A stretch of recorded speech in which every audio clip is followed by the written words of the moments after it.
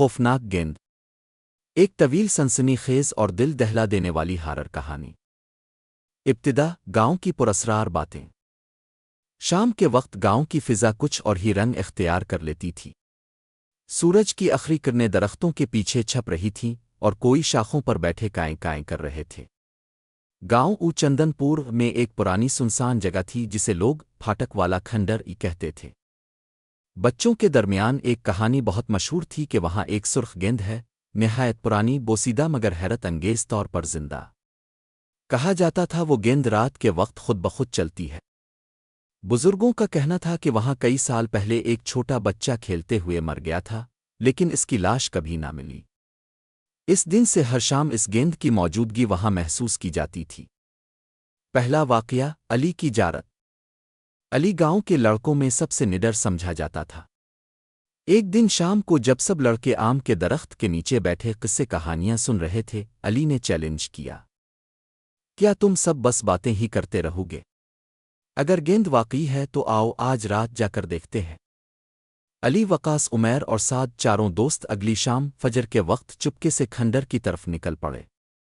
پرانی اینٹوں، جھاڑیوں اور ٹوٹی ہوئی دیواروں سے گزرتے ہوئے وہ کھنڈر میں داخل ہوئے۔ وہاں ایک سنوٹا تھا، جیسے ہوا بھی رک گئی ہو۔ پھر اچانک ایک درخت کے نیچے وہ گیند دکھائی دی۔ سرخ، بوسیدہ، مگر اس پر کچھ عجیب نشان تھے، جیسے ناخنوں کے کرونچ۔ وقاص نے کہا، یہ گیند یہاں کیسے چل رہی ہے؟ ہوا بھی نہیں ہے۔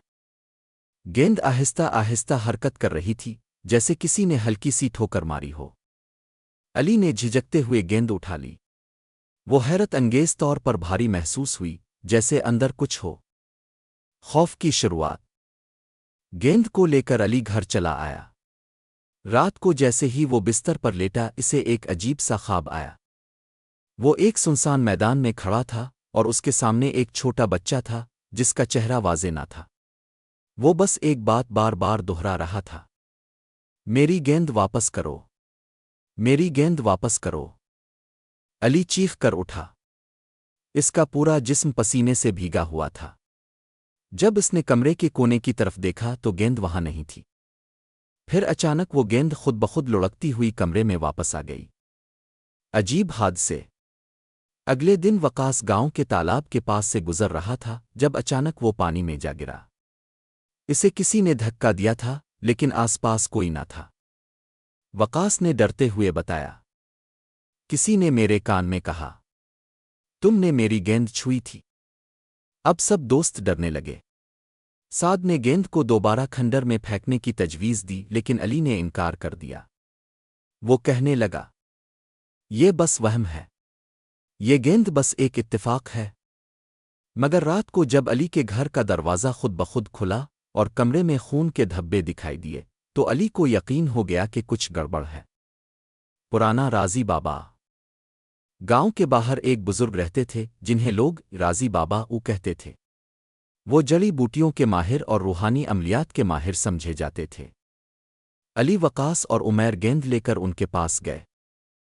رازی بابا نے گیند کو دیکھا اور فوراً پیچھے ہٹ گئے۔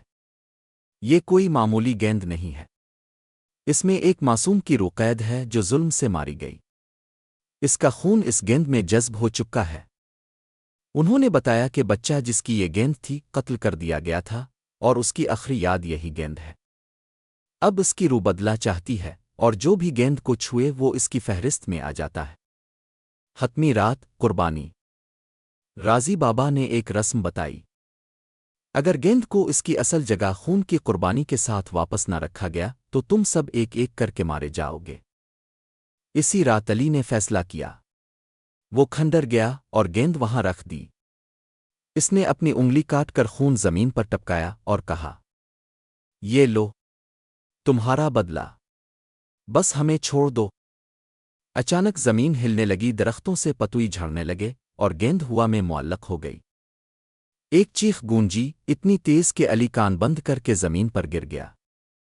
جب وہ اٹھا تو گیند غائب تھی۔ اختتام۔ ابتدا۔ کئی سال بعد جب علی بڑے شہر چلا گیا، گاؤں میں ایک اور بچہ لاپتہ ہوا۔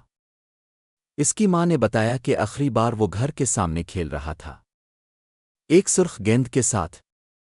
خوفناک گیند وہ کبھی غائب نہیں ہوتی، وہ صرف ہاتھ بدلتی ہے۔ جی جی کے